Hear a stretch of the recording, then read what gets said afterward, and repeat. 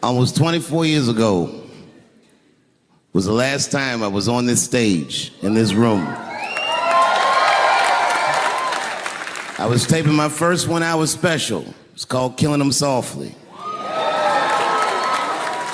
My girlfriend was sitting in that row, pregnant. She's now my wife.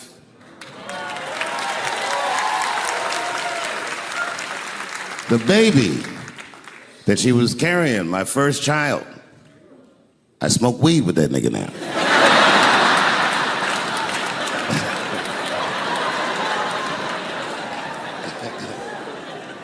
And what I remember most about that night was the pressure.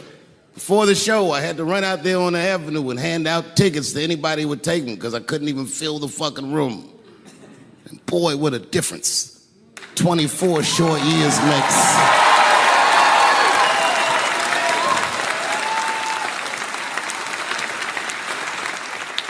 And right before that time, my father had died. He never lived to see me do it.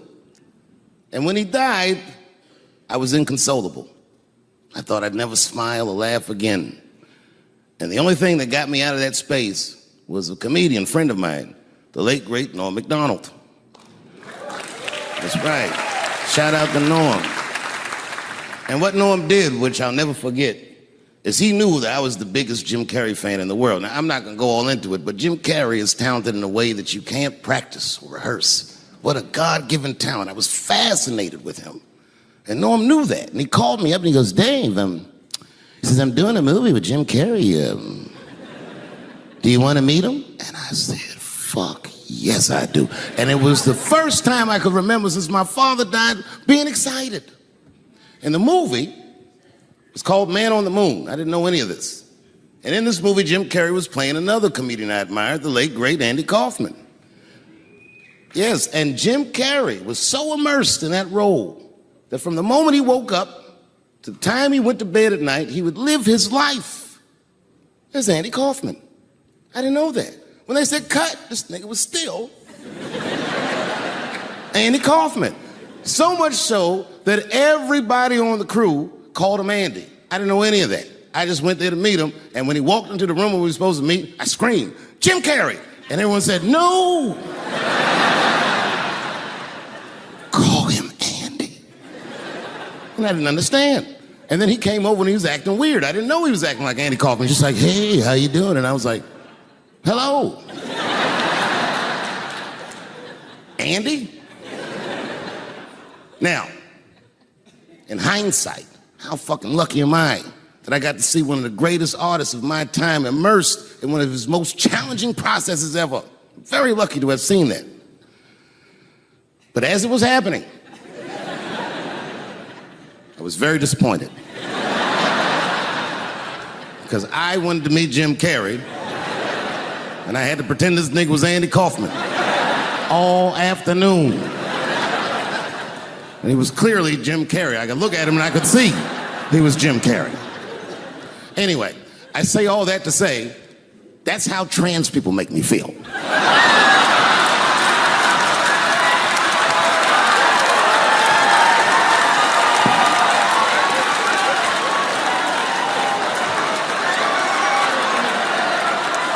Here we go.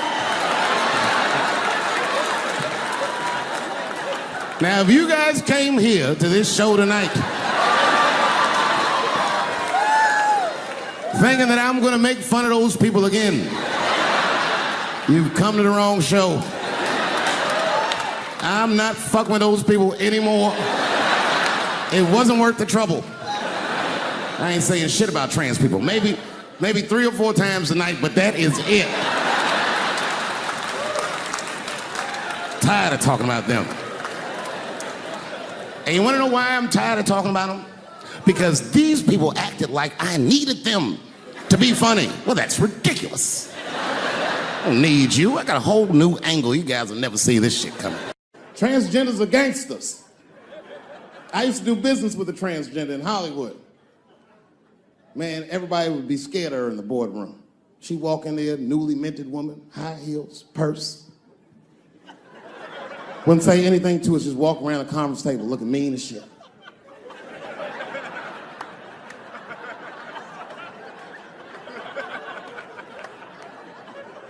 And then she walked to the head of the conference table, stare at us all, reach in her purse, and pull her old dick out and throw it on the table. Let's talk business, gentlemen. Ah! And sitting next to the bees, all the way in the back seat by themselves, looking out the window, that's the T's. Everybody in the car respects the T's, but everyone also resents the T's. It's not the T's' fault, but everyone in the car just feels like the T's are making the trip take longer. Anything the T's say gets on everybody's nerves. And then the T's don't even say anything bad. They just be in the back talking to themselves. I'm hot. Shut up. Shut the fuck up, okay? Just roll the window down, you bitch. I don't know what you... What? Just said I was hot. Can you pull over at the next exit? I need to use the restroom. There is not a restroom for you for 4 states, nigga. Will you just shut the fuck up so we can get where we're going? My wife's friend, Stuart, told me that. My wife has a lot of gay friends. Stuart's their leader. She has a lot of gay friends. And I don't like them. Not because they're gay, I'm just judging them on the merits of their character. They're just not nice dudes. They're rude house guests. They're sitting on my couch, giggling with my wife, eating my mother macaroons. And I come in, they act like the party's over. Hey, Stuart, what's going on? This guy talks to me the way a cat would speak if a cat could talk. Hi, David. He always wants to have some kind of gay political argument. The last one was about a petition in federal court to take the words husband and wife out of the law. I said, well, why would you want those words out the law? He said, because it discriminates against same-sex couples. I was like, niggas, please save me the semantics. Just trust me, take your chips and get the fuck out of the casino. You're about to crap out. Go outside, talk that over amongst yourselves, and whichever one of you is gayer, that's the wife. I remember I was at this bar one time. This is that kind of bar it is. I was in there one time, I was fucked up, and I turn around to everybody in the bar, I go, hey, everybody, I'm gonna buy everyone in the bar around the drinks. And all the motherfuckers was like, hoorah! And the bartender knew I was drunk, so she pulled me aside. Mr. Chappelle, are you sure about that? That's going to be $16. Guess who was in the bar? I thought I was seeing things. I looked across the room, and I saw the trans bitch from the picture. I said, what is a trans person doing in a place like this? This is very dangerous behavior. And she was with 2 big, buff, gay black dudes. I didn't know these dudes, but I know they was gay. If they had a dick in their mouth, they wouldn't look any gayer than they did just sitting there. They had 1980s gay face. You know what that is? Remember in the 80s when gay people looked surprised all the time?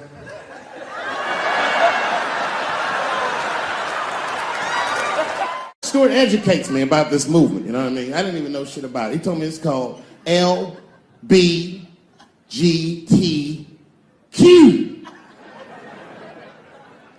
I was like, what the fuck is the Q? Does that even make sense, Q? Turns out Q is like the vowels. That shit is sometimes Y. It's for gay dudes that don't really know they're gay. You know what I mean? Like prison fags who are like, well, I'm not gay, nigga. I'm just sucking these dicks to pass the time. I'm not G, I'm Q. Ugh. And now we get to the core of the crisis. What is a woman? What is that in this day and time? Is there even such thing as a woman or a man or anything? Seems to be a question nowadays. Now listen, women get mad at me. Gay people get mad at me. Lesbians get mad at me. But I'm gonna tell you right now, and this is true. These transgenders, these niggas want me dead. I've gone too far. I've said too much. And I gotta tell you, I'm very worried about it. I'm not even joking. Every time I come out on stage, I be scared. I be looking around the crowd, searching for knuckles and Adam's apples to see where the threats might be coming from. A nigga came up to me on the street the other day. He said, careful, Dave, they after you. I said, what? One they or many theys? And if I were to be brutally honest, the only reason I ever been mad at the transgender community is because I was at a club in LA and danced with one of these niggas for 6 songs straight. I idea. And then the lights came up and I saw them knuckles. I said, oh no! And everybody was laughing at me. Hi, world star. I said, why didn't you say anything? Then I heard that sultry voice. I didn't say anything, Dave Chappelle, because I was having a wonderful time, and I wasn't sure how you'd feel about it. I said, you knew how I'd feel. And she said, I'm going home. I don't want any trouble from you. I said, home? It's only 2 songs left. I mean, we might as well finish the night. And we ended up having breakfast together.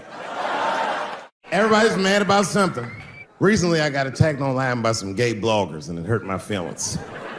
I have no problem with gay people, but I fucking hate bloggers.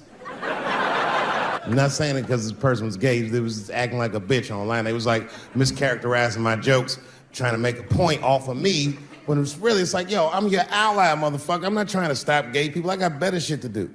This motherfucker was saying things to try to get gay people to beat me up. Seriously, he was like, Dave Chappelle's jokes. I don't know how he actually talks, I'm just making his voice up. Dave Chappelle's jokes were an affront to the manhood of all gay men.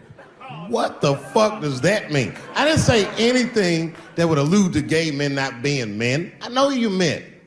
In fact, what could be manlier than fucking another guy in the ass? It's the most gangster shit I've ever heard of in my life. Told you I'm not cut out for that. I'm a pussy. I said, I have a superhero idea. Because really? I go, yeah, he's a gay superhero. He was like, really? What's it called? Huh? Oh, it's called Same Hero, New Boots. It's about a gay sous chef in San Francisco. He gets bit by a radioactive rat on his shift when he's taking out the trash, and is blessed with powers beyond his wildest dreams. Supersonic, gay kind of powers.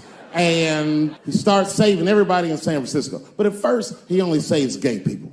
Later, he saves everybody, and the whole city just falls in love with him. The only problem is, no one remembers him when he saves them. Well, I don't understand. Why wouldn't they remember him? I said, because, dummy, he's gay. He keeps changing his outfit. People come up, thanks for saving, mister. What's your name anyway? And he's like, same hero, new boots and emotions. You think I hate gay people, and what you're really seeing is that I am jealous of gay people. Oh, I'm jealous. I'm not the only black person that feels this way. We blacks, we look at the gay community and we go, God damn it, look how well that movement is going. Look how well you are doing. And we've been trapped in this predicament for hundreds of years. How the fuck are you making that kind of progress? I can't help but feel like if slaves had baby oil and booty shorts, we might have been free 100 years sooner, you know what I mean? If Martin Luther King was like, I want everybody to get up on them floats, get your bodies good and shiny. The only reason I ever been mad at the transgender community is because I was at a club in LA and danced with one of these niggas for 6 songs straight. I had no idea. And then the lights came up and I saw them knuckles. I said, oh no! And everybody was laughing at me. Hi, world star. I said, why didn't you say anything? And then I heard that sultry voice. I didn't say anything, Dave Chappelle, because I was having a wonderful time, and I wasn't sure how you'd feel about it. I said, you knew how I'd feel. And she said, I'm going home. I don't want any trouble from you. I said, home? It's only 2 songs left. I mean, we might as well finish the night. And we ended up having breakfast together. I'll grow up. That doesn't make me gay. I just titty fucked her. His titties are as real as any titties in LA. It's 2 o'clock in the morning. I was just borrowing a little friction from a stranger. Whoops. And they've canceled people that are more powerful than me. They canceled J.K. Rowling. My God, J.K. Rowling wrote all the Harry Potter books by herself. She sold so many books, the Bible worries about her. And they canceled her because she said in an interview, and this is not exactly what she said, but effectually, she said, gender was a fact. And then the trans community got mad as shit. They started calling her a TERF. I didn't even know what the fuck that was. But I know that trans people make up words to win arguments. So I looked it up. TERF is an acronym. Stands for Trans Exclusionary Radical Feminists. This is a real thing. This is a group of women that hate transgender. They don't hate transgender women, but they look at trans women the way we blacks might look at blackface. It offends them. Like, ooh, this bitch is doing an impression of me. I came in the club minding my own business, and a woman came up to me. She goes, oh my God, Dave Chappelle. And I was just being reciprocally nice. Hey, miss, how are you? Blah, blah, blah. Benign talk, nothing to it. And all of a sudden, this lesbian fellow stepped between us. Hey, nigga, that's my girl. I said, yo, my man, back up like that. She said, I ain't backing up off shit, nigga. That's my girl. I said, bro, you're gonna have to give me 3 feet like this. She said, stop calling me a man, motherfucker. I'm a woman. I said, what? And then I looked deep in this nigga's cheekbones. I said, oh my God, you are a woman. It was just too much for me to even wrap my mind around. But I tell you what, I unballed my fist immediately, and I softened my posture so that she would know she's in no danger. I even changed the tone of my voice. I said softly, sweetly, like a pimp might say. Bitch, I'm about to slap the shit out of you. You know who I feel real bad for is Indians. Everybody feels bad for Indians. They get dogged openly because everybody thinks they're dead. These motherfuckers are not all dead, all right? With my own eyes, I've seen a gathering of 1,500 Native Americans. They were all gathered in one place. The place is called Walmart in New Mexico. There's Indians everywhere. I'd never seen Indians before. I wasn't even sure if they were Indians. It's fucked up, but I asked one of them. It's not nice, but I seen him in the sports section looking at bows and arrows. I had to say something. Excuse me. I don't mean to be rude. Are you an Indian? And he was cool. Yes. Yes, I'm Indian. Still didn't believe him. I had to test him to be sure. This is fucked up. But I had a gum wrapper in my pocket, so I balled that shit up and I threw it on the floor. And a single tear came out his eye. I said, oh shit. I had so many questions. So what tribe are you from? I am a Navajo. I said, word. I studied you in social studies. You're a hunter-gatherer, correct? He said, I guess so. That's what you wish to call it. I said, why? What do you call it? He said, I am an alcoholic.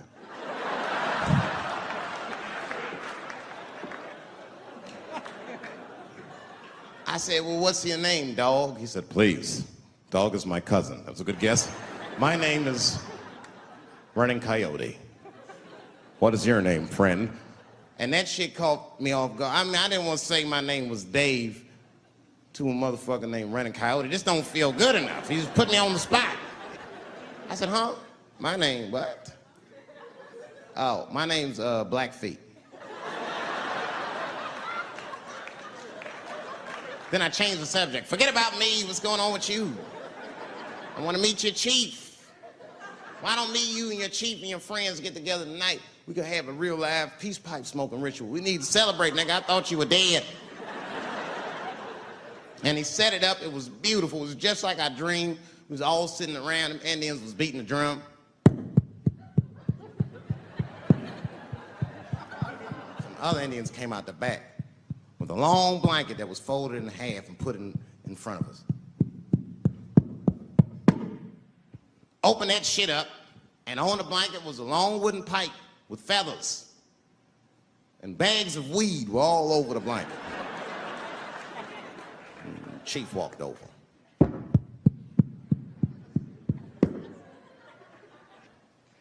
The big ones are 50. The little ones are 25. And these are 10.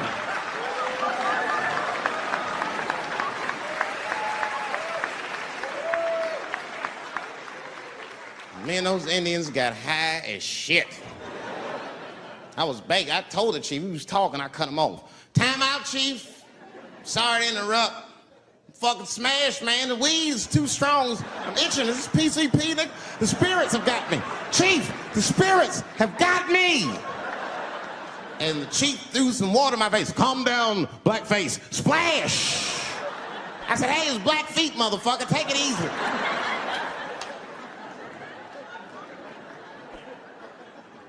Blackfeet, you're welcome to stay amongst me and my tribe for the night until the spirits leave you. And they gave me my own teepee to sleep in, which sounds nice. I personally felt like it was a little fucked up, you know, because they all had houses, man. It's like, why can't I sleep with y'all in the house and watch TV? Like, I can't be on this grass all night.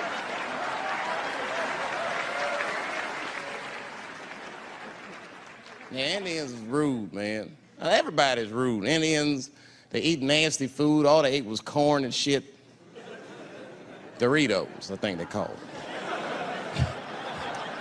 That's right. People only see the surface. They see the division in our foods.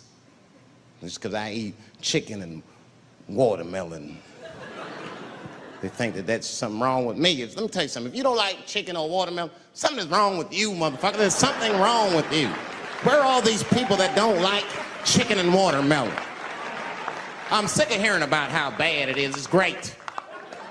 I'm waiting for chicken to approach me to do a commercial, nigga. I'll do it for free, chicken. It's the least I can do.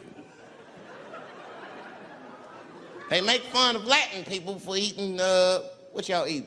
Beans, rice, corn. Listen, that's not a reason to hate a motherfucker, all right? It's funny, but it's not a reason to hate. The only reason these things are even an issue is because nobody knows what white people eat. You've been very good at keeping that shit a secret amongst yourselves. I study white people. You don't know that. I'm writing a paper on you. Not even for school, nigga, just to do it, just to get, I'm just doing this independent research. I'm spending my money, that's why I'm working so hard. I follow you around grocery stores. They freak out. I just try to peek in the cart. They always say, get away from my cart, nigga. What are you looking at? Chicken and giblets are over there. You must be lost. These are vegetables.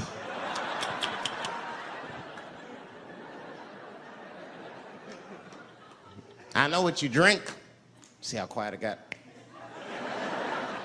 Grape juice. Surprise, motherfuckers, you didn't know I knew about grape juice, did you? Oh, don't play dumb with me. Look at what is it? A lot of black people don't have the privilege of knowing about grape juice because they have grape drink. It's not the same formula that you get. Ain't no vitamins in that shit. You might have one of your black friends over. Todd, would you care for a glass of grape juice? What? Nigga, what the fuck is juice? I want some grape drink, baby. It's purple. I don't think I know what a grape drink is. What? I have some apple juice if you want. What the fuck is juice? I want some apple drink. Scream.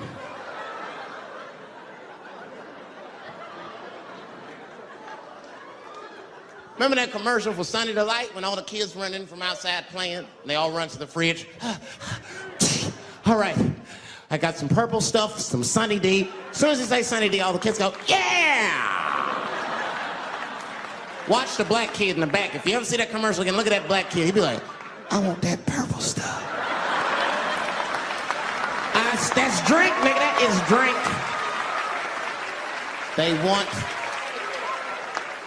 want drink. I want all them vitamins, nigga, I want drink. Sugar, water, purple.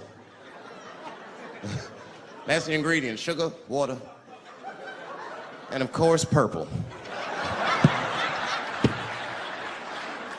It's too fucking much. I got a lot of things to talk about tonight. First of all, I've stopped smoking weed. With black people, you didn't let me finish, motherfuckers. God damn. I'm sorry, black people, to break the news so publicly, but I can't smoke with you anymore. Every time I smoke weed with my black friends, all you talk about is your trials and tribulations. I'm sick of that shit. I got my own problems. Nigga, that's a waste of weed. I'm smoking weed to run away from my problems, not take on yours. From now on, I smoke weed exclusively with white people. Calm down, motherfuckers. You win by default. You got good weed conversation. All white people talk about when they get high is other times that they got high. I can listen to that shit all night. Dude, remember at Frank's last week? It's fucking smashed, man. And catalogs everything they drink. 2 shots of Jaeger, tequila, 4 bong hits, man. Beer, cheeseburger. That shit is great. Only bad part is you cannot pass out around white people. Every time white dudes pass out around each other, they always do some borderline gay shit when the guy's asleep. Frank fell asleep, so we like stuck a carrot in his ass and put shaving cream on his balls. Like, Why, motherfucker? Why would you do that to a friend of yours? He trusted you enough to sleep around you. You gonna put a carrot in his ass? Is that nice? I tell you right now, if I put a carrot in a black dude's ass, a nigga will kill you when he wakes up for some shit like that. That is an automatic death sentence on the street. It's a rap for you. I'm gonna kill that motherfucker. I thought y'all was friends, baby. What happened?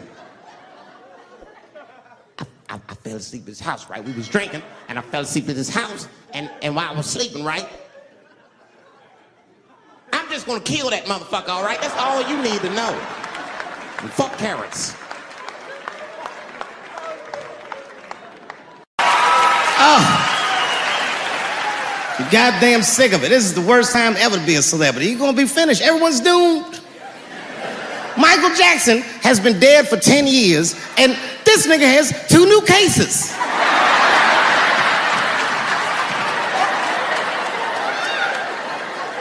And if you haven't watched that documentary, then I'm begging you, don't watch it. It's fucking gross. I felt like HBO was sticking baby dicks in my ears for 4 hours straight. Really nasty shit. I don't want to know all these things. Turns out, Michael Jackson allegedly likes a long gander at the anus. So they said he stares at people's buttholes. That's what they said. That's how gross the documentary was.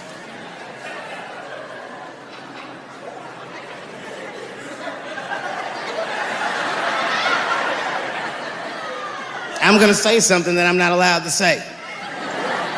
But I gotta be real. I don't believe these motherfuckers.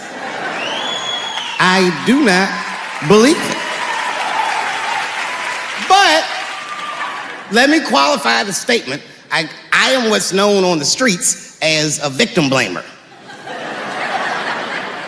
You know what I mean? Somebody come up to me like, Dave, Chris Brown just beat up Rihanna. I'll be like, well, what did she do?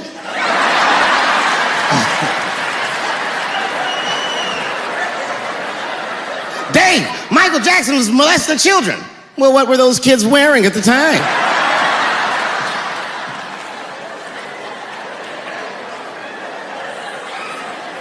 I don't think he did it. But you know what? Even if he did do it, you know what I mean? You know what I mean? I mean, it's Michael Jackson. I know more than half the people in this room have been molested in their lives. But it wasn't no goddamn Michael Jackson, was it? This kid got his dick sucked by the king of pop. All we get is awkward Thanksgivings for the rest of our lives.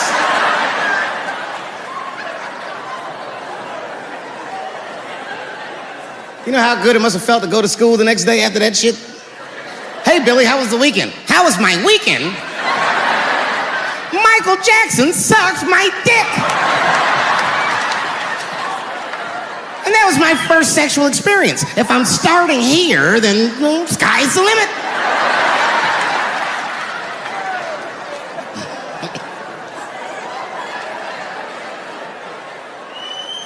I know it seems harsh, but man, somebody's got to teach these kids. There's no such thing as a free trip to Hawaii. He's gonna want to look at your butthole or something.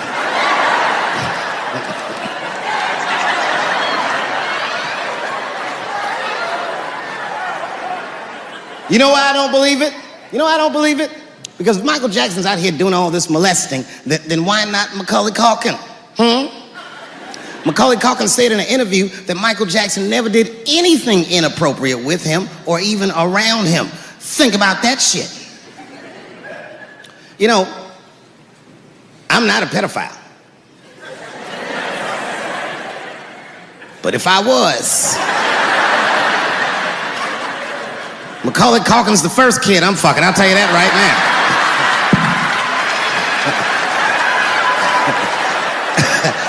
I'd be a goddamn hero. Hey, that guy over there fucks a kid from Home Alone. And you know how hard he is to catch.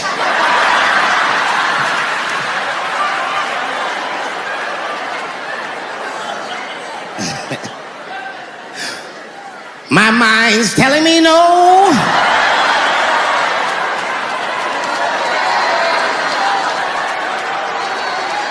Okay, R. Kelly is different. I mean, you know, if I'm a betting man, I'm gonna put my money on he probably did that shit. I'm pretty sure he did that shit. You know, it was bad, okay, so a couple years ago, I was doing a show in Detroit, and I'm sitting backstage in my dressing room. A friend of mine comes by, this chick, Dream Hampton. Dream tells me, right before I'm going on stage, she goes, Dave, I'm working on a documentary about R. Kelly.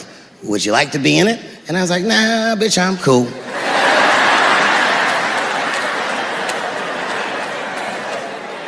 I went on stage, I just forgot about the shit. And then 2 years later, the documentary comes out, Surviving R. Kelly. And when it comes out, Dream's promoting the shit, and she keeps bringing me up. She said, I asked Dave Chappelle to be in my documentary, and he said it was too hot for TV. Bitch, I did not say that. That does not even sound like how I talk. Oh, that's too hot for TV? I would never say that shit.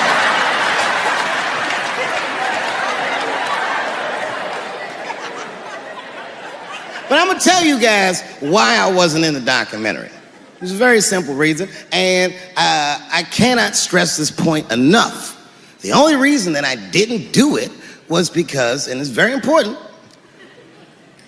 I don't know this nigga at all. I don't know anything. I don't know anything that they don't tell me about. I don't hang out with this nigga, nothing. So what the fuck do I gotta be in the documentary for? This guy, R. Kelly, got another sex tape out now. Can you believe that shit? This guy makes more sex tapes than he does music. He's like the DJ Khaled of sex tapes. Another one. Like, damn, it's a lot of tapes. The new one's so bad that they didn't even show it. I've never seen anything like this. The prosecutor in Chicago came out in a press conference and read to the media a transcript of a sex tape. Have you ever heard of such thing? This nigga read the sex tape. And it was so bad that R. Kelly sounded guilty in the transcripts. It's fucking amazing. 16 times the girl's age was mentioned. Isn't that crazy? This motherfucker is an idiot. He was fucking her like, yeah, this is the best 14-year-old pussy I've ever had in my life. And she was like, you like this 14-year-old pussy? He's like, oh yeah, I love this 14. I'm like, man, you need to shut the fuck up. You gotta give your lawyer something to work with. You're supposed to be on the tape like, this is the best 36-year-old pussy I've ever had in my life. And then your lawyer gonna be like, Your Honor, clearly my client thought that this woman was 36, as he mentioned some 16 times in the tape. They gonna know you lying though, you know what I mean? Everybody knows no such thing as good 36-year-old pussy.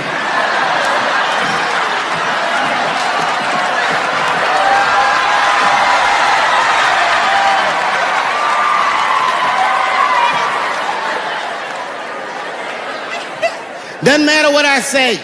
And if you at home watching this shit on Netflix, remember, bitch, you clicked on my face.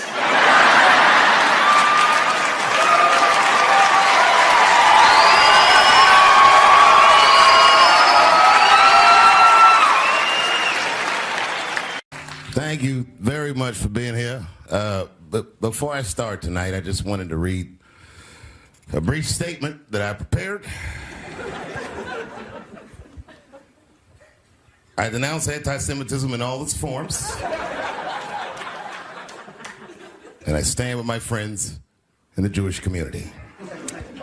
And that, Kanye, is how you buy yourself some time.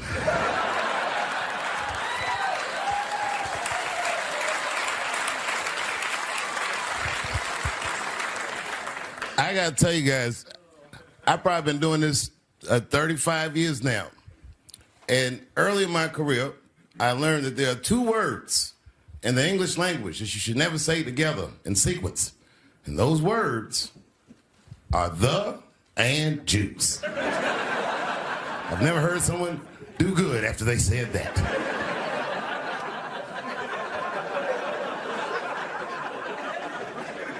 Kanye's gotten into some scrapes before. Normally when he's in trouble, I pull up immediately.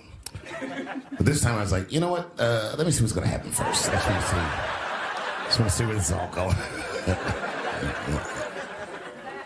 I can't even remember how it started. Vaguely, I remember it started with a tweet, strange tweet. It was like, I'm feeling a little sleepy. I'm gonna give me some rest, but when I wake up, I'm gonna go DEFCON 3 on the Jews. And then he just went to bed. I was up all night worried. What is he gonna do to the Jews?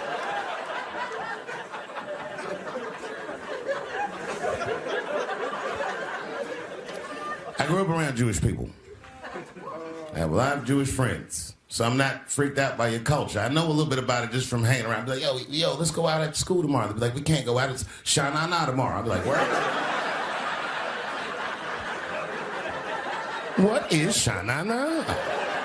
I had so many questions. Why do some of your people dress like Run DMC?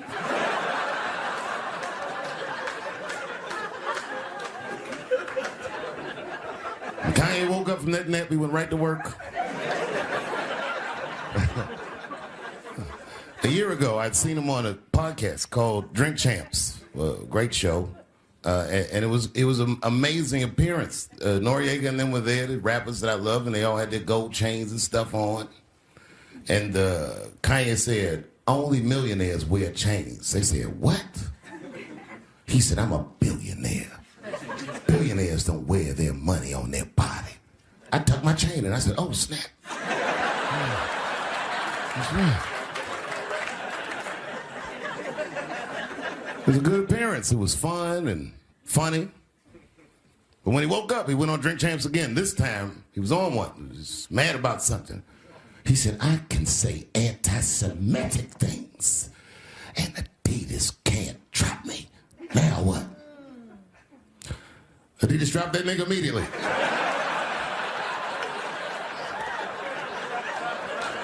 Ironically, Adidas was founded by Nazis. And they were offended. I guess the student surpassed the teacher.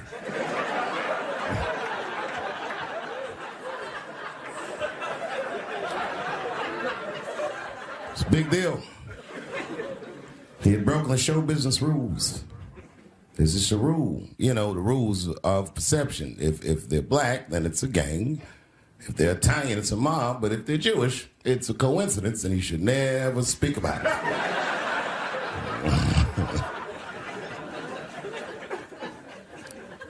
Kanye got in so much trouble, Kyrie got in trouble.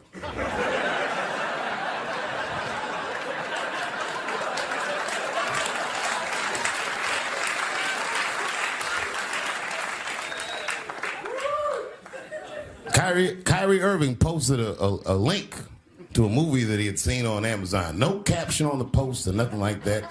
But apparently this movie had some I don't know, anti-Semitic tropes or something. And it was some weird title like From Hebrew to Negro or something. And the NBA told me he should apologize, and he was slow to apologize. And then the list of demands to get back in their good graces got longer and longer, and this is where, you know, I draw the line. I know the Jewish people have been through terrible things all over the world, but you can't blame that on black Americans. You just can't. You know what I mean?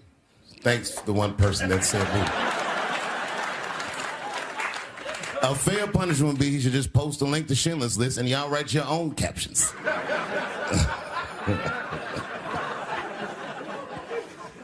Kyrie Irving's black ass was nowhere near the Holocaust. In fact, he's not even certain it existed.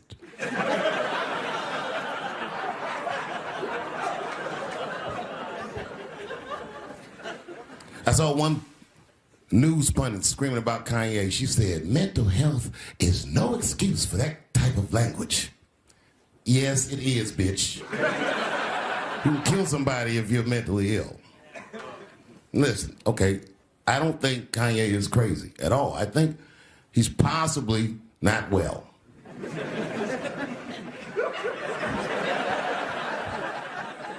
Well, I've been to Hollywood. I don't want y'all to get mad at me. I'm just telling you. I've been to Hollywood. This was just what I saw.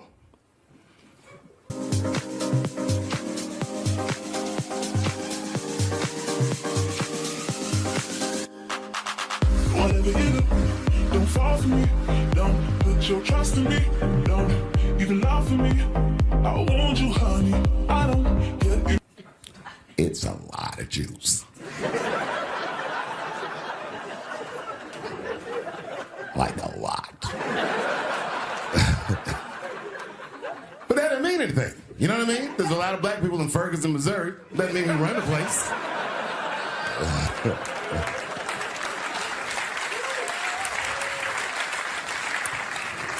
I could see if you had some kind of issue, you know what I mean? You might go out to Hollywood and your mind might start connecting some kind of lines, and you could maybe adopt the delusion that the Jews run show business. It's not a crazy thing to think, but it's a crazy thing to say out loud in a climate like this.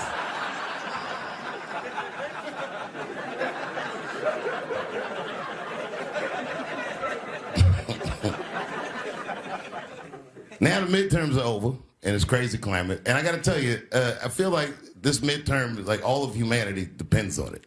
And it's an ominous sign. The most ominous sign of the midterms, I believe, would be Herschel Walker, who I don't want to speak badly of because he's black. But I have to admit, he's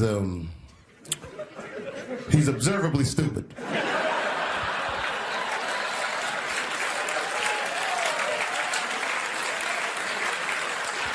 Even when he's not talking, his mouth be open a little bit like. He's the kind of guy that looks like he thinks before he makes a move on tic-tac-toe.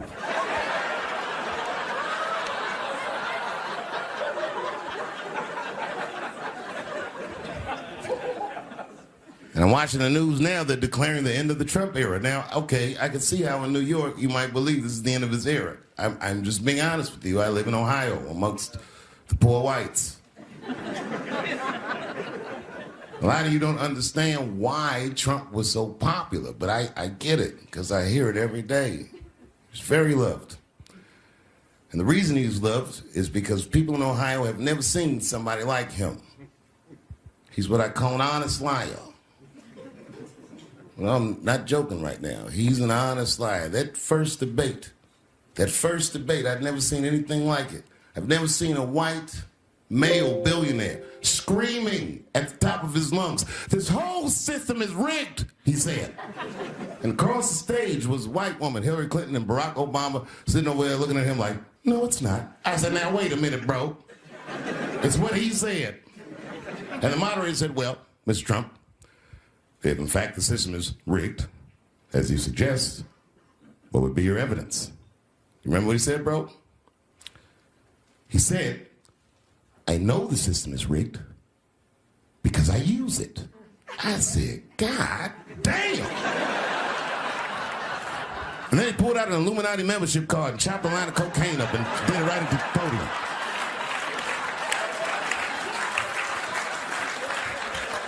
No one had ever heard someone say something that true. And then Hillary Clinton tried to punch him in the taxes. She said, this man doesn't pay his taxes. He shot right back. That makes me smart.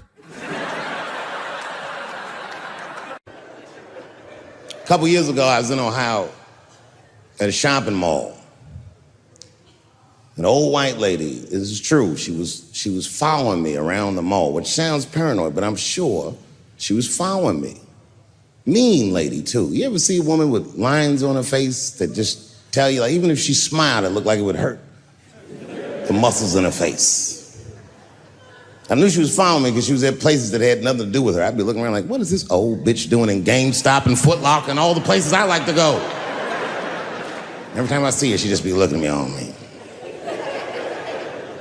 And eventually, I forgot about her. So then after I'm shopping, I go all the way to the back of the parking lot. I'm parked all the way in the back. And as soon as I open my car door, I hear a voice go, David Chappelle. Just like that. I didn't even have to look. I knew it was her.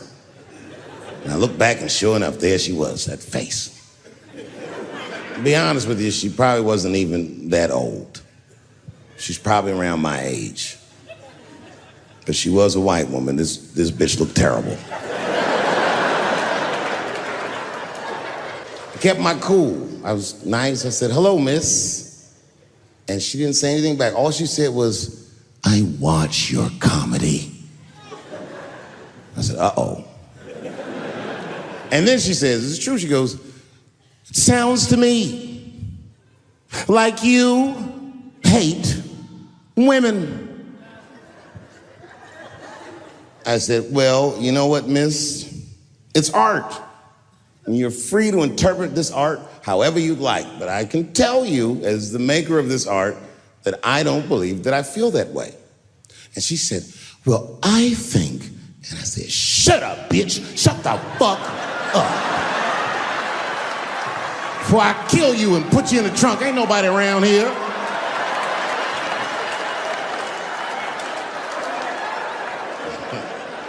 I'm just kidding. I didn't say that.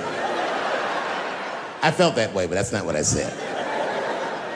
I was more clever than that. You know what I said? And this is exactly what I said. I said, miss, before you finish that statement, let me ask you a question. Where'd you see me?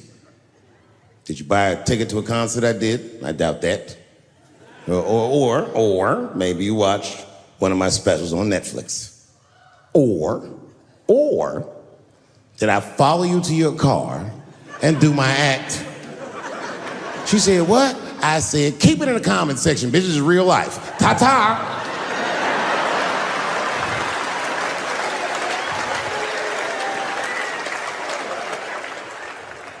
And then I drove off.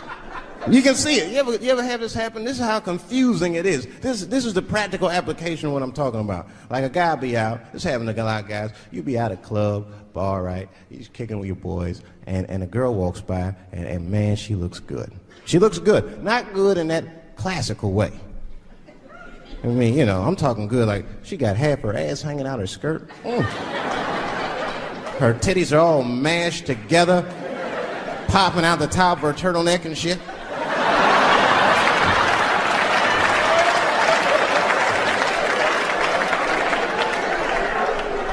And you with your buddies, right? You with your buddies, you got a couple drinks in you, and you see a girl, you might try to talk to her. This might not come out right. I don't know what you say, but damn, look at them titties! Right? The girl gets mad at you. Oh, wait a minute. Just because I'm dressed this way does not make me a whore. Which is true. Gentlemen, that is true. Just because they dress a certain way doesn't mean they are a certain way. Don't ever forget it. But ladies, you must understand that that is fucking confusing. Just is. Now that would be like me, Dave Chappelle, the comedian, walking around the streets in a cop uniform. Somebody might run up on me. Oh, thank God. Officer, help us. Come on, they're over here. Help us. I'm like, oh, just because I'm dressed this way does not make me a police officer. You understand what I'm saying? It's like, all right, lady, fine. Fine. You are not a whore. But you are wearing a whore's uniform, I'll tell you that shit right now. Another time, about 6 years ago, there was a lesbian woman that tried to sell a story about me to TMZ. Thank goodness TMZ could see right through the sham of that story. This woman claimed that I beat her up in a nightclub because she was a lesbian. That is fucking crazy. Bitch, I didn't even know you was a woman.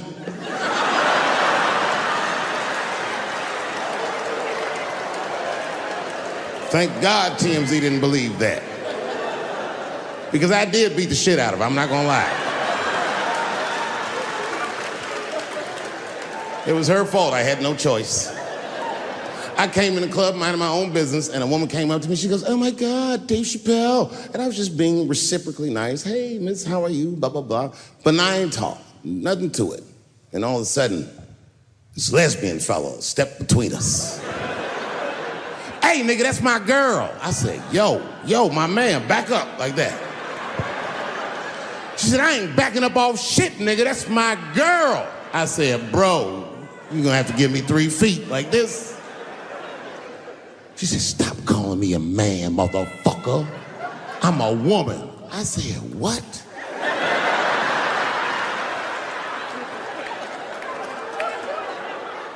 And then I looked deep in this nigga's cheekbones. I said, oh my God, you are a woman. It was just too much for me to even wrap my mind around. But I tell you what, I unballed my fist immediately, and I softened my posture so that she would know she's in no danger. I even changed the tone of my voice. I said softly, sweetly, like a pimp might say. Bitch, I'm about to slap the shit out of you.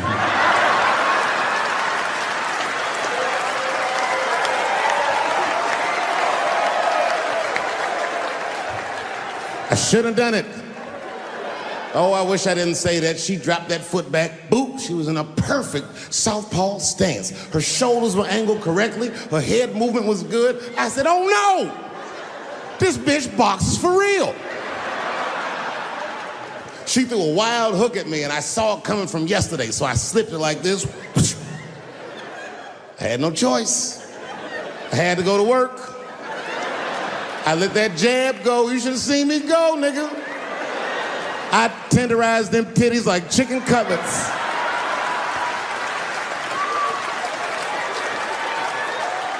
I whooped the toxic masculinity out of that bitch.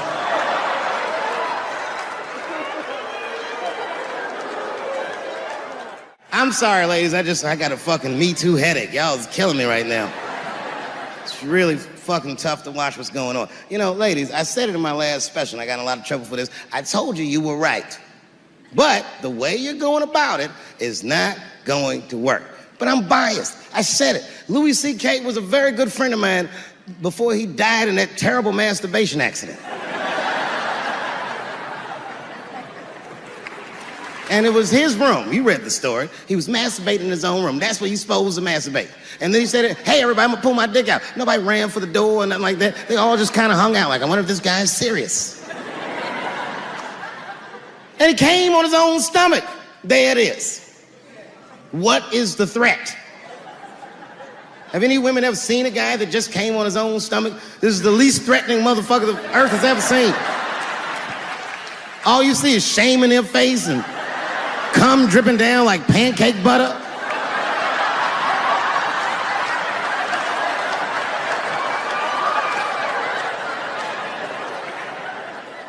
He didn't do anything that you can call the police for. I dare to try. Call the police on him. Hello, police? Yes, I am.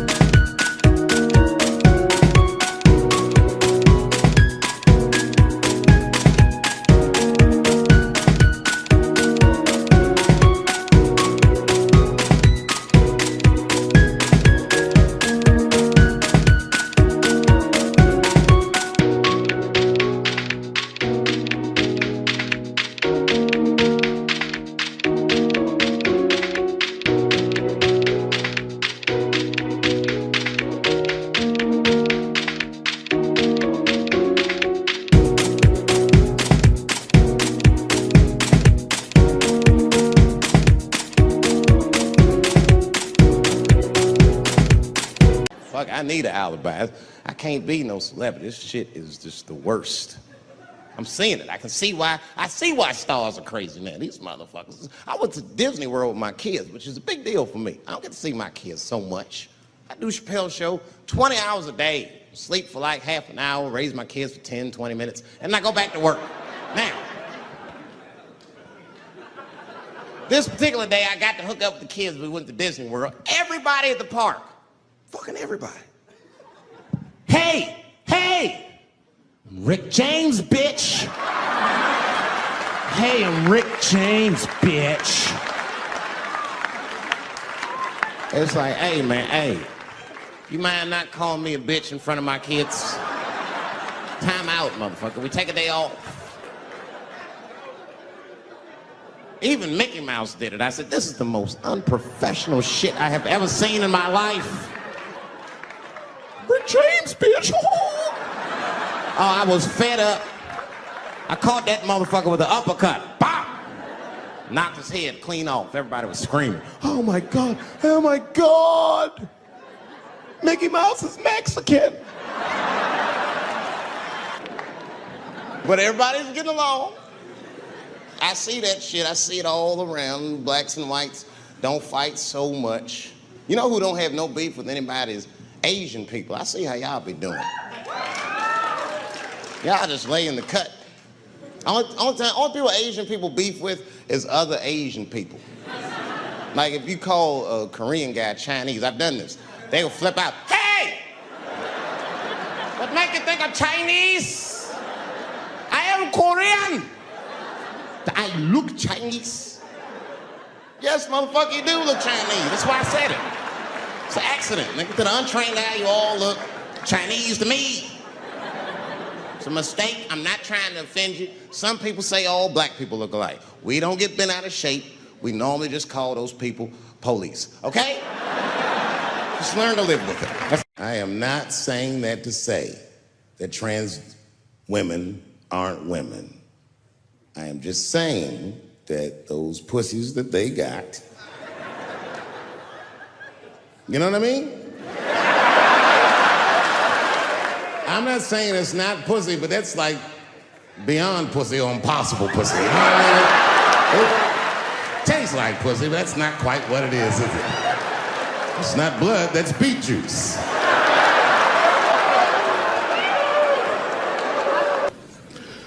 I started doing stand-up comedy when I was 14. I'll never forget the first time I was on stage. The guy that introduced me was a guy named J.T. Newton. I'm 47. I can close my eyes and remember the introduction like it was yesterday. It went like this.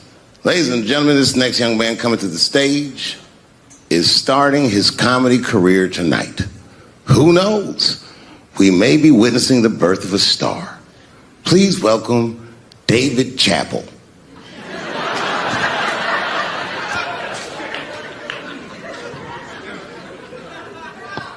From the first time that I ever held a microphone, I was sure this was it. I knew I was home. I knew I had found my thing. And my God, man, I was a child. I got good. Matter of fact, I was good from the moment I started.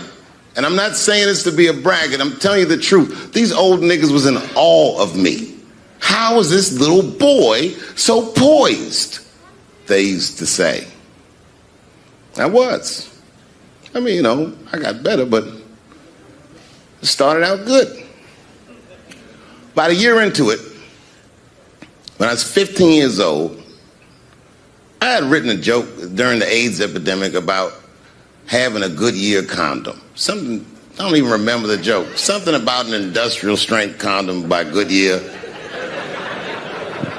I just remember all the comedians really liked that joke. And there was an older comedian.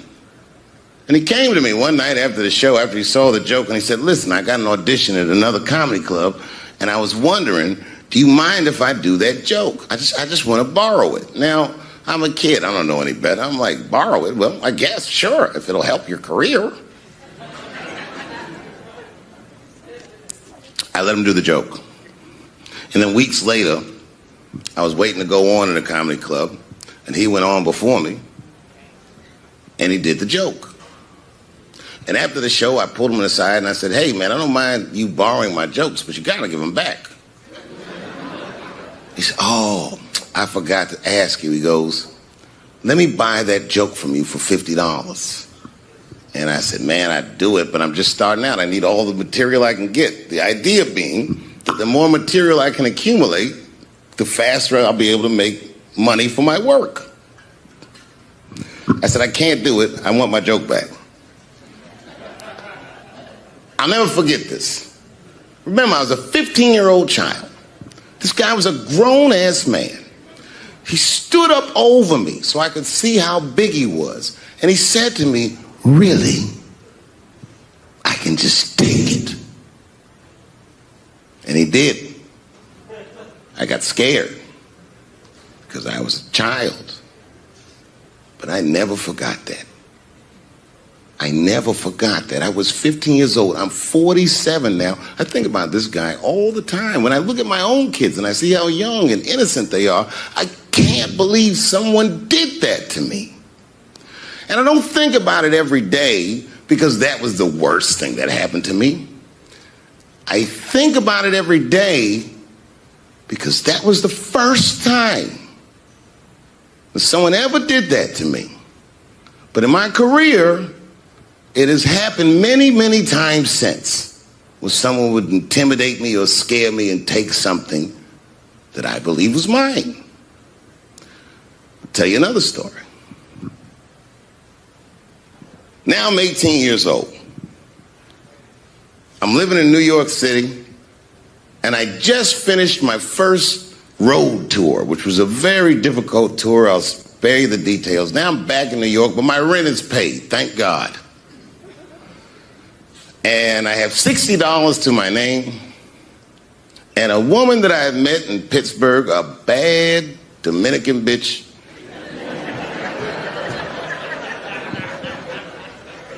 was coming to New York. She was going to spend the weekend with me. I couldn't wait for her to get there. She was coming that evening. But remember, I only had $60 for a whole weekend to entertain a bad bitch. Now I'm walking through Greenwich Village, and I see something I've never seen before. 3-card Monte. You know what that is? Yeah, the guy had the whole thing. The table was set up, and he had the 3 cards, and the crowd was hooting and hollering, and he was like, find the red card, find the red card, and people were playing. Sometimes they win, sometimes they lose, but it was really exciting, and I'm standing there watching it, and I noticed while I'm watching them play this game that the red card, the one you're trying to find, had just a little bend on the corner. And I'm watching it, and I'm like, yo, this guy doesn't seem to know that red card is bent. I'm gonna beat this motherfucker. And I walked up to the table and I said, let me play a hand. And I put my last $60 on that table, and he starts to shuffle and find the red card, find the red card. And I kept watching that bent card go around the table, make sure I kept my eyes on that bent card. And when he stopped shuffling and he said, find the red card, I pointed to it with confidence. Here it is right here. And he flipped it over, and it was black. And he took my money. I couldn't fucking believe that. How did this nigga do that? Was that magic or sorcery? I was confused. So you know what I did? I sat there and I watched him for a real long time play the game. And I realized that all those people who was doing all that hooting and hollering and betting, my God, they were his friends. They were in on the whole thing. I felt so wronged. I felt so stupid.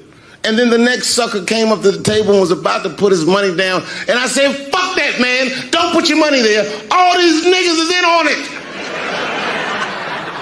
It's a trick. And when I said that, the guy that was dealing, and this motherfucker was huge, snatched me up by my collar. Feel how strong he was when he grabbed me. I was a skinny little guy. And he was gonna maul me. And the only reason he didn't, I'm sure, is because he saw the fear in my face. And that fear, he looked at me. I saw his eyes go from hard to soft. He softened. Then he looked at me like the way a father would look at a child. And he said to me, young man, don't ever come between a man and his meal. I never forgot that either. Most niggas would have to run the streets for years to learn a lesson that profound. It took me 2 seconds. Never get between somebody and their paper. Taking a man's livelihood away from him is akin to killing him. Look, it was way more intense than what you guys might have read. I don't know what you read, but the kid, while we was beating on him, reached in his waistband, pulled out a .22 caliber pistol. That shit was mayhem. Everybody started screaming, oh my God, he's got a gun. He's got a gun. And then I got scared. I was in the back, but I was scared. Because I knew that everybody that was with me was armed. Yes, if they had shot and killed this kid on stage at the Hollywood Bowl, like I pay you to do, Travis,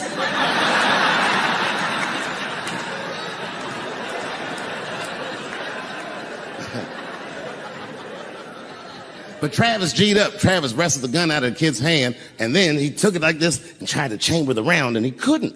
So he pulled the trigger, and it wasn't a gun. A knife blade popped out of the front.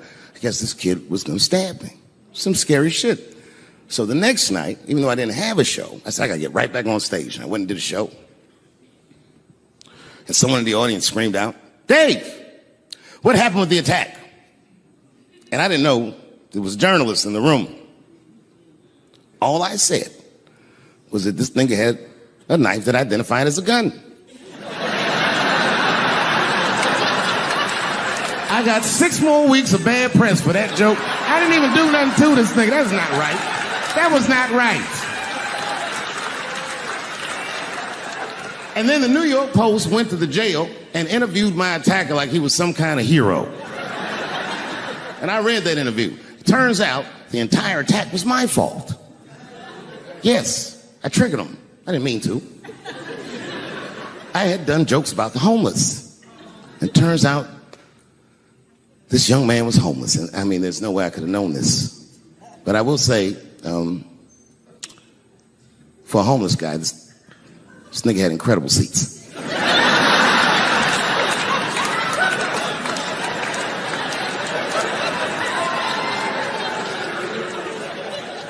Oh, and they said I triggered him because I had done LBGTQ jokes, and it turns out this fella was a bee.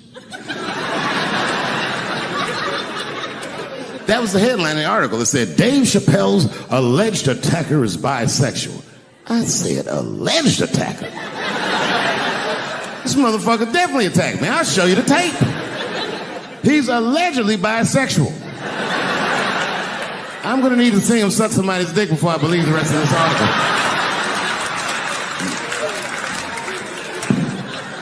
I read that shit in the paper. I was horrified. I was like, oh, bisexual?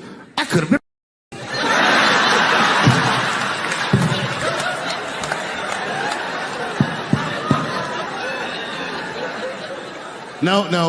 No, you know what though?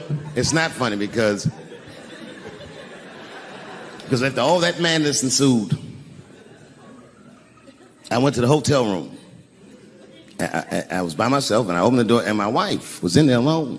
She was sobbing, like sobbing. I said, oh my God, what's wrong with you, bitch? Did you get attacked too?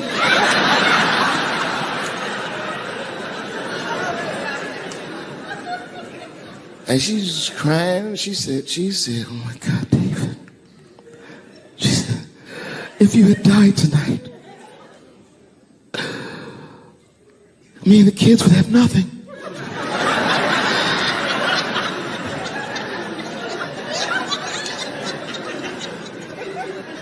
Then I knew it was serious. So I sat down on the bed next to her. And I reached in my pocket, I pulled some keys out that she'd never seen before. She said, what are those keys? And I gently placed them in her hands. I said, sweetheart, those are the keys to my safe deposit box. God forbid anything ever happened to me, but But if it does, don't even worry about it. You and the kids have everything you need in that box. I've already taken care of it. And she was looking at them keys, and I could see her mind realize what we were actually talking about. And then she just started crying harder. And to be honest with you, that made me cry a little bit too. And we hugged each other real tight.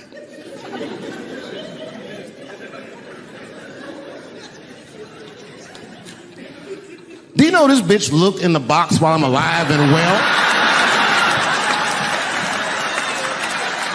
Who does that?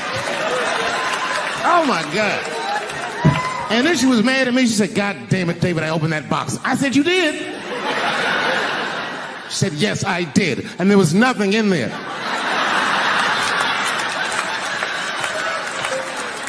I said, nothing? Oh. She said, nothing except your stupid joke book. I said, whoosh. I said, well, sweetie, look. If you tell those jokes exactly how they're written, you and the kids should be fine. They're really good jokes.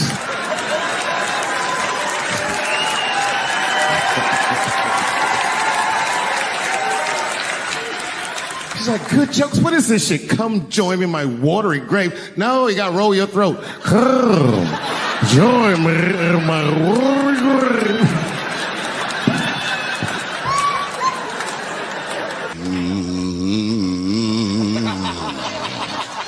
You know, that's just my grandmother used to sing that when she cleaning up. That's a Negro spiritual. Black work song. Not everybody know about that. I know. See, white people, you guys might whistle when you work. You dig? But that's how you can tell what kind of work we're actually doing.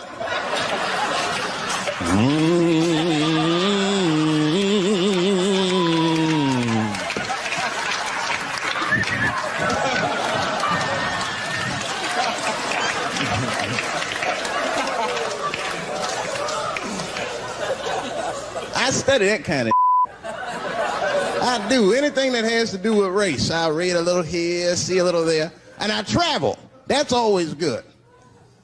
Traveling has made me a racism connoisseur, if you will. You know, it's different from region to region.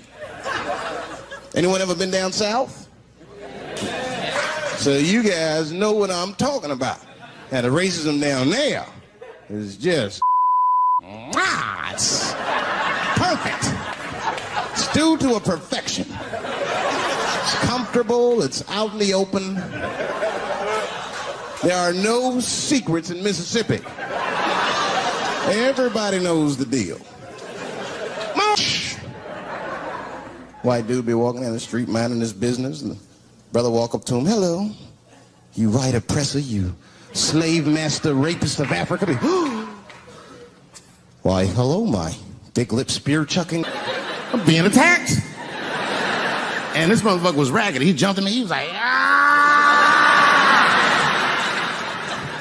I'm old, but I'm fast. I caught this motherfucker's head with my hand and pulled his hoodie over his eyes. I can still feel his head in my hand. It was spongy. He had been growing dreadlocks. Not the beautiful dreads that Rastafarians grow. These were accidental LA homeless dreads. This shit had leaves and sticks and bottle caps and shit in it. Some kind of grease. I was like, ugh, like this. And then I fell down. And he knocked me all the way on the ground. And I was like, man, this is a bad situation. I'm like, I don't know if I'm gonna die or what's gonna happen. But in that moment of vulnerability, you know what occurred to me that had never occurred to me before in my life?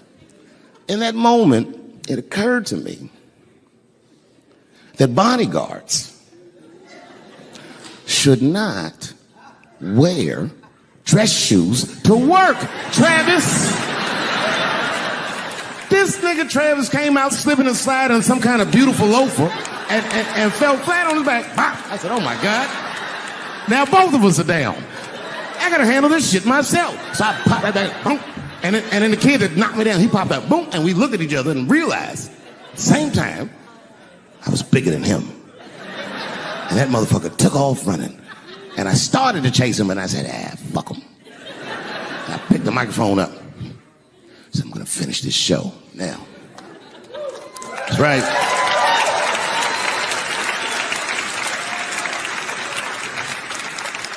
For 3 months before that, I'd been making fun of Chris Rock. And people would ask me all the time. They'd say, Dave, what would you do if you were Chris Rock and Will Smith slapped you in the face? And to this day, the answer is the same. Well, I don't know what I would have done. I've never been in a situation that extreme. But I do know now what Will Smith would not have done. And that is enjoy the rest of his evening. Man, listen. We gave that kid a good while. We was whooping his ass. Not we, I mean, I was on stage trying to think of a joke to tell, but they was beating this nigga up right behind me. Everybody could see it. Everybody could see it. And I'm sitting up there trying to think of what to say. And I'm tongue-tied. Me, of all people, can't think of anything to say. Look at my karma. Just that moment. Of all the people in the world, Chris Rock walks from backstage, walks up to me in front of 20,000 people, grabs the mic out of my hands and looks at the crowd and goes, was that Will Smith? Man, motherfuckers fell out of their chairs laughing. I was standing there looking stupid. I was fucking furious because I'm thinking in my mind, nigga, this is my attack. You got attacked 3 months ago. Now you have jokes. So I snatched the mic back from Chris and tried to get one off, but my shit did not go good at all. I didn't know what to say. I was just like, it was a trans man. And the crowd was like, boo. It's LA, we like trans people, boo. I know, I felt so bad. I felt so bad. But I know why he did it. You'd have to be there to understand, but man, when that guy tackled me, it was like a movie or something. You gotta picture this. Picture a famous person you like. Every famous person you could imagine was at that show. It was like the biggest night that Hollywood had ever seen. And when that guy tackled me, he cleared the bleachers. I had to watch the tape afterwards to know this happened, but as soon as he tackled me, Jamie Foxx was the first motherfucker that jumped out of the crowd. He was wearing a white cowboy hat like he knew this shit was gonna happen to him. Never seen this nigga in a cowboy hat before. And Jamie started chasing that motherfucker around like any given Sunday. And that kid was fast as shit, was juking and shaking, and he broke Jamie's ankles, and he just kept running. And then Jon Stewart from The Daily Show ran from backstage and jumped at this motherfucker like Super Jew. He was like, ah! And the kid seen John coming, so he jumped back, and John went flying that way. And this kid was fast, and then he turned around. He sees the emergency exit. He starts running for the emergency exit. Just before he got to the door, motherfucking Puff Daddy from Bad Boy Records jumped in front of the door. That nigga was like,